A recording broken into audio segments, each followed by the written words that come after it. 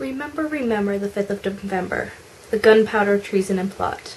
I see no reason that the gunpowder treason should ever be forgot. Hey Pauline, it is November 5th, day 155 of the project, and I'm going to be talking about memorial things that have happened this week in history around the world. Not only because today is Guy Fawkes Day for the UK, but because on Friday I'm going to be talking about Remembrance Day, just because that's a special occasion for me here in Canada, and I'm pretty sure we can think of a whole bunch of other things, especially with the elections tomorrow in the States. I'll get back to Guy Fawkes.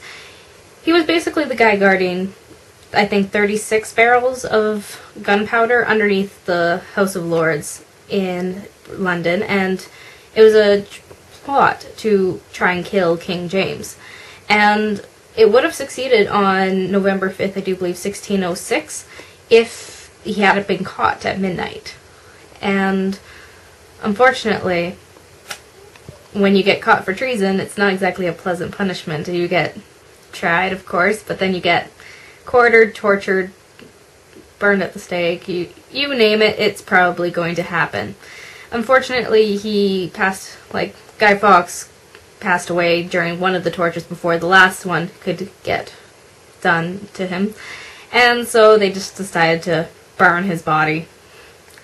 I guess that's kind of a fitting reason why they now light fires around the UK to celebrate and to burn little newspaper bodies to celebrate the fact that the king's reign still remained and was healthy as ever. It was said that this plot was a Jesuit plot to overthrow the king because, of course, if you haven't figured it out, Protestant England didn't exactly like Jesuits or Catholics or anything other than Anglican, really. And so if you were anything but, you obviously disagreed with the king, and if you disagreed with the king, well, you had a choice. Stay quiet, or say something and be killed.